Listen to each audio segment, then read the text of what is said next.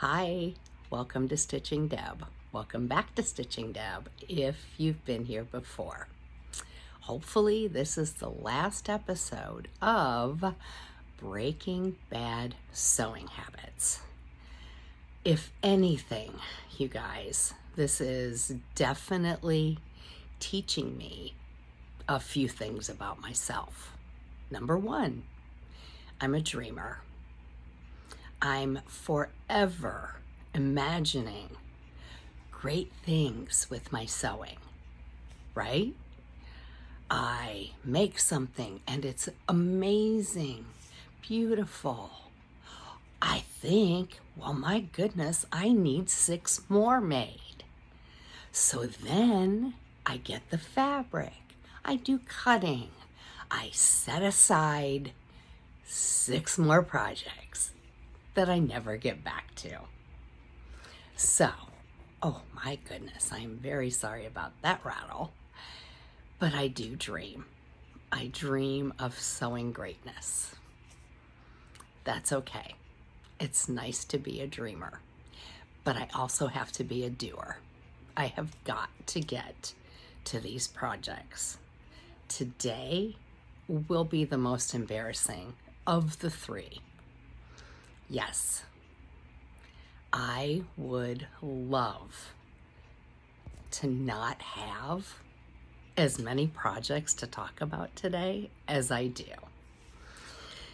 So let's just get into it. All right. If you watched my other videos, you'll know that I mentioned the large hot pads, right? Well, look what I found in a stack. I found even more that goes with getting that ready. I found that I've already cut the Insulbright. I've already cut batting. I've already cut backs. I've cut more fronts. So not only the Ziploc bag that I had for the first one, well, not the first one, but not only the Ziploc bag for this project, but there's more that goes in it as I've been going through piles, as I've been weeding out. And I'll tell you, I have been very diligent about my scraps. If they're big enough to save, they're being folded, categorized by color, and they're being put away. If they're big enough to do a toile, they're going in a specific place. They're going to be, labeled as such, knits and wovens. I still have not figured out how I'm going to file and store the ones I've made for the patterns. I know I mentioned that. I think it was the last video. So that's still thought and process. But anyway, guys, this is more to the hot pad project. I just thought I'd show you that I came across that, forgot I even had all of that, and that I had done that work already. Now, we're going to be seeing some things, and I'm sorry, I keep kicking my stand, and that makes you rattle. I'll try not to do that. Okay, so this particular project is old. All right, so you see it's a clock. It's a quilted clock, no less. Supposed to go beautifully in a sewing room, is it not? Now, I haven't been wearing my glasses on the videos because of the glare, but I have to put them on to read this. This is Quilter's World from winter 2013, people. Winter 2013. And I was subscribed, okay? I crossed it out because I guess I thought I was going to donate it somewhere, which I never did. Okay, so I started the quilted clock project back in, probably early 2014. I have the clock parts, yes, and I have almost the entire thing done. And not only that, but these fabrics match my sewing machine cover and the pad that I have my sewing machine sitting on with the pockets that face me when I'm sewing. So I dare say this project needs to be finished from 2014. And I think I told you it was either the first or the second video, I don't remember which, but that I taught myself to quilt about 7 years ago. But we're gonna change that, because if this is a project from 2014, that means I taught myself to quilt 9 years ago. Now I haven't been sewing for 5 years, and I'll go into that in another video. Nonetheless, clock. Okay. Oh, this is also 2013 and it's April. All right. Curtain sewing patterns for dummies. This is a Simplicity window treatments pattern. I have starred this and this. I think I want the tab top and I wanted the valance swag, whatever that is at the time. Now I need curtains here in my sewing room. I need curtains all over the house. I'm working on gray curtains for the living room. I did get one window done. Yay. Okay, I need curtains in my sewing room, and look at this beautiful fabric. Okay, I must have 10 yards of this to make tab top curtains.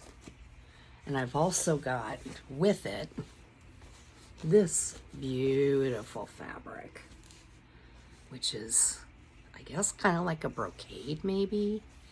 Oh gosh, you guys, it's gorgeous. I probably wanted this to be the swag. And I have cut out the tabs for several panels already. I did that way back in 2013 when I began this project. So again, a curtain project that has not been worked on since 2013. Sad to say. All right. For my granddaughter, she was over here a couple of months ago after I got all of my sewing stuff pulled out, put away where I wanted it, categorized, yada yada. Okay. Pajamas. This is a cotton rayon blend. This fabric is amazing. It's cool to the touch, very drapey. She wants a pair of pajamas with this. Still haven't started it, but it's in a pile. And then this one, which is a really nice soft cotton. It's not a quilting cotton. It is from Joann's, but it is very like buttery soft, and we're doing a wrap robe in this one. Grandma needs to look at and find patterns to go with that. This is going to make one of those turban head wraps that you put on when you get out of the shower to hold your hair. I have one. She wants one, and she loves green, so I'm going to use mine as a pattern and make her one. So that's also on the list. And don't forget the book where I have everything written down, and I've been faithfully doing that. Okay, what is this? I'm gonna say, okay, so this is from 2021, right? Double brushed poly in a dusty pink, very soft, very nice. And you guys, I haven't sewn for 5 years, and like I said, I'll get into that, but I haven't purchased any new fabric at all in several years. So it's stash fabric. It's fabric that's been set aside for projects Maybe I'll be able to tell you where it came from if you ask about a specific fabric. Like for instance, in the last video, I showed you 2 fabrics that I bought from a shop on Etsy, but simply because I had labeled them. I would never have remembered that. Okay, this is for Simplicity. Is that 9229? And it is a knit with princess seams. I've always loved the look of this top. It's about time I make it. Okay, so got my tag, got my information, got my pattern, double brushed poly knit top. And I've got stuff all over me from the fraying fabrics. Okay. All right, a cinch top tote. Fall colors. All of the pieces have been cut out. Every one of them. And judging from the weight of this, and I haven't gone into it to look, I would guarantee there are probably 3 cinch top totes cut out of this fabric because this bag is very heavy. So, obviously I planned on doing this. Now, I remember making one. So, the pattern that's in there has been made. And then, obviously, dreamer than I am, I thought, oh my goodness, I have to make more of these. Well, I cut the pieces out and then I put it all in a plastic bag and put it in a stack somewhere. Oh, Breaking Bad Sewing Habits is the name of the game right now, you guys. If anything, making these videos, even if nobody watches them, this is accountability for me. This is accountability for me. Now my girls, my daughters, yeah, they're gonna watch my videos, and my sisters. But if nobody else does, it's out there in the world and it's accountability for me. So, cinch top totes. Now I definitely plan on a 2026 make 9. And some of these things will definitely go on that, okay? There is no way with the number of projects that I'm showing you and have shown you that I can get all of this done by the end of 2025. It's just not going to be possible. I have to be reasonable and properly plan my time. So some of them will be on my make 9. Okay. Oh, isn't this crazy? Okay, so it's boy, beautiful, cute boy fabric, and minky. Yes, I've never sewn with minky, but it's supposed to be a blanket,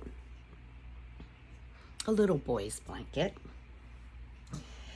My grandson that I bought this for is 10 years old now. It's terrible. I remember when I shopped for this, I was with my bestie.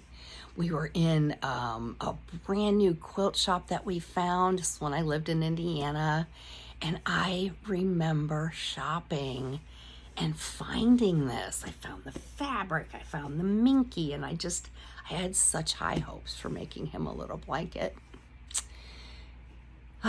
It all went into a bag and went into a pile, sad to say. However, I have 2 new grandsons. One is 1 year old and his brother is 2. So I think for sure our little minky boy blanket is gonna go to them. I don't think the 10-year-old would want it. Poor kid never got his blanket. Oh my gosh. What else? Oh, okay. So, God, I bought this book. Quick Sew Method for Sewing Lingerie. Okay? Years and years ago. I couldn't even tell you. It's a wonderful book. Very well preserved. It's an older book. nonetheless, it's got patterns, everything, okay? And it's quick sew. Along with this, I have an old, now this is from my mom. Oh my God. I remember when in the 70s, most people had sewn with cotton fabrics, not cotton fabrics per se, but wovens. And then all of a sudden, knits seemed to hit the field for people to buy and use. And stretch and sew came to town, basically. My mother, who was a seamstress her whole life, went to stretch and sew classes, came home with stretch and sew patterns and stretch and sew sewing. So we had knits. This pattern is from the 70s. And I'm saying 70s, maybe she bought it in the 80s, but anyway, it's a stretch and sew pattern for underwear. Okay, French bikinis, no less, which I'm not gonna wear, mind you. However, I've been saving fabric and scraps from projects for many years and putting them in this bag. I even have the stretch elastics and the fold over elastic laces, all kinds of stuff, because I'm gonna make underwear, right? Now I can make French bikinis for my girls. I can make things out of the book for sewing lingerie. There are panty patterns in there and also bra patterns in there. And there is one pattern that I've seen sewists talk about for making underwear that looks really good. So I'm also gonna look into that. But underwear, this is probably definitely gonna be on the Make 9, making underwear. So it's about time I put the pattern in the book to use and the fabric I've been saving forever and make some underwear. Okay, now this one, okay, back in, 2021, gosh, would it have been 2021 though? Maybe 2019. Anyway, because of the whole 5-year gap with not sewing. I have a quick sew bathing suit pattern. And I made this wrap skirt, okay? It's got the D-ring closure, every beautiful wrap skirt. All right, very short, but it's because you wrap it around and wear it with your bathing suit. All right, so the wrap skirt's done. And in here, I have the coordinating fabric, bathing suit fabric. I have the power mesh. I have the clear elastic. You guys, why? I have the pattern. Like I said, this is embarrassing, but cathartic. My accountability. Yeah. I've wanted to make a bathing suit for so long, and I just bought another new PDF pattern for a bathing suit, and I already have a PDF pattern for a bathing suit in my files. Yeah. Maybe next year will be the year of the bathing suits. Make 9, here we come, right? All right. And last but not least is my foray into bag making. Okay, messenger bag, right? This is a See and Sew pattern, 4583. It's the fabric, the lining, the patch that goes with it. Gosh, you guys, I made my daughter's messenger bags when they were in high school. My oldest is in her 30s. My middle daughter is entering her 30s, and my youngest is in her late 20s. They're 2 years apart. But God, come on, right? So after I made the messenger bags for my girls, I wanted to make a messenger bag for my sister. Yeah. Yeah, she's really enjoying it, isn't she? Messenger bag. McCall 6094. A quilted tote. Now this was definitely before I knew how to quilt, because what does this say? April 2013, okay? I made myself a quilted tote, and I made my middle sister a quilted tote.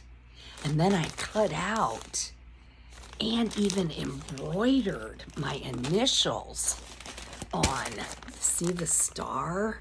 The center star? I embroidered a D, and it's in here from 2013. The fabric's cut. Everything is ready to make a beautiful quilted tote, and it still hasn't been made.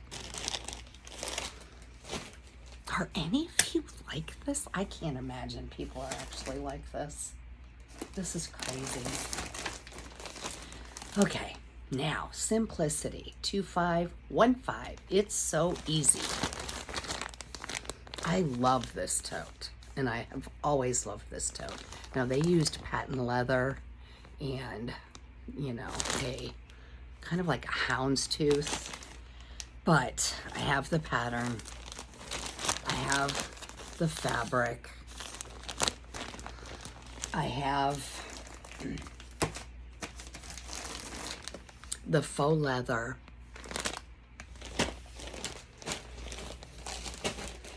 Not even going to try to guess what year that was. I have another one. Faux leather's in here. Put a note, need lining. Same color, so this must have been for somebody else. Don't even know anymore. And another bag. All right, I've got the ribbons.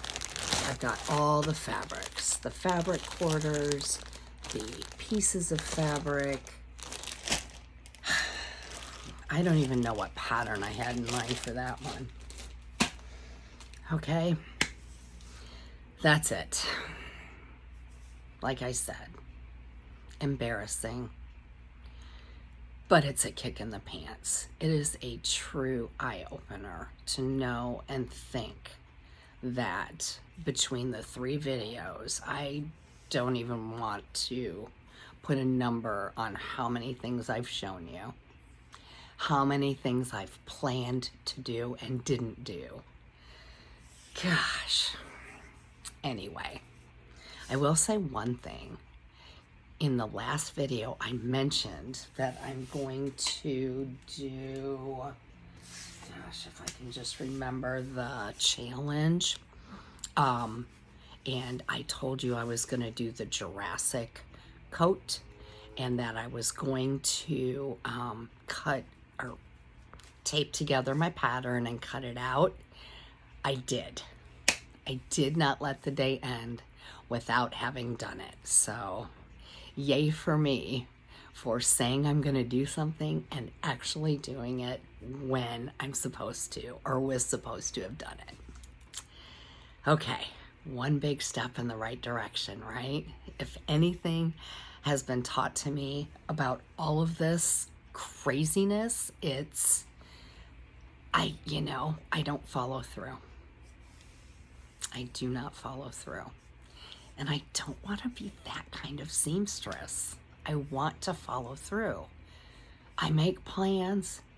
I want to follow through on my plans. So if there's anybody out there that is like me in this respect, please let me know. Please subscribe, say hi, tell me about your story, and let's tackle this together. All right? You guys are great. Thank you for coming. Bye-bye.